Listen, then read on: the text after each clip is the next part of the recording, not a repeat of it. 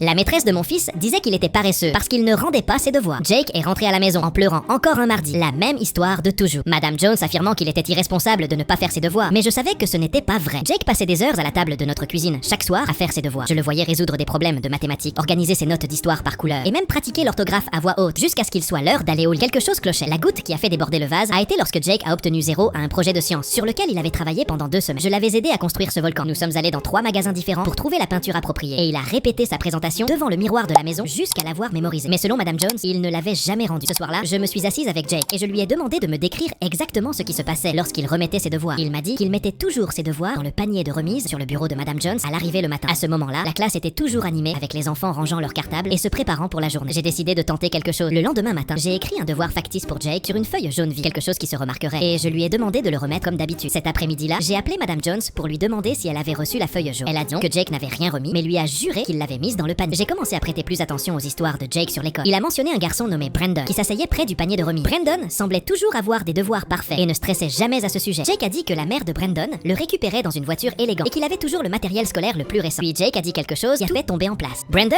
avait remis une feuille d'exercice de mathématiques exactement identique à celle que Jake avait faite la veille. Même réponse, même marque de crayon, même le petit gribouillis dans le coin que Jake faisait toujours en réfléchissant. Je savais que je devais attraper ce garçon en flagrant délit. La semaine suivante, je me suis porté volontaire pour aider à ranger la classe le matin. Je suis arrivé tôt et me suis placé où je pouvais voir le panier de remise. Clairement, Jake est arrivé et a déposé son dossier de devoirs dans le panier comme toujours. Environ 10 minutes plus tard, Brandon est venu pour tailler son crayon. En revenant, il a discrètement pris quelques feuilles du panier et les a glissées dans son dossier. Je l'ai vu les sélectionner à son bureau, choisissant celle avec la meilleure écriture et les bonnes réponses. Puis, il a jeté le reste à la poubelle et a mis les devoirs volés dans son dossier à son nom. Mon sang n'a fait qu'un tour, mais j'avais besoin de plus de preuves. Pendant les 3 jours suivants, j'ai tout documenté. J'ai pris des photos de tous les devoirs de Jake avant qu'il ne parte à l'école. J'ai photographié les devoirs que Brandon remettait, clairement écrits avec l'écriture de Jake. J'ai même récupéré certaines des feuilles jetées à la poubelle de la classe. Les preuves étaient accablantes. Brandon avait volé les devoirs de plusieurs enfants, pas seulement ceux de Jake. Il choisissait les meilleurs travaux, falsifiait le nom et les remettait comme si c'était les siens, tout en jetant les originaux. J'ai appelé la directrice et demandé une réunion d'urgence. Madame Jones était également présente, semblant agacée que son temps soit perdu avec d'autres plein de parents sur les devoirs. J'ai tout exposé devant la directrice. Photos des travaux originaux de Jake, photos des mêmes travaux avec le nom de Brandon, capture d'écran horodatée montrant quand Jake faisait ses devoirs à la maison et même des échantillons de l'écriture réelle de Brandon comparés aux travaux volés. Le visage de Madame Jones est devenu pâle en réalisant ce qui se passait ses yeux. La directrice a immédiatement convoqué les parents de Brandon et, confronté aux preuves, Brandon s'est effondré et a avoué qu'il volait des devoirs des mois parce que ses parents l'avaient menacé de retirer jeux vidéo si ses notes baissaient. Il pensait que personne ne remarquerait s'il prenait simplement les devoirs dans le panier. Les parents de Brandon étaient horribles. Ils n'avaient aucune idée que leur fils trichait et se vantaient auprès des voisins de ses notes parfaites. Brandon a dû refaire tous les devoirs volés et a reçu 0 pour tous les travaux qui n'étaient pas les siens. Sa note est passée de A à C. Madame Jones a dû présenter des excuses publiques à Jake devant toute la classe et corriger ses notes pour tout le semestre. Jake a cessé d'être un élève en échec pour redevenir l'élève brillant qu'il était réellement.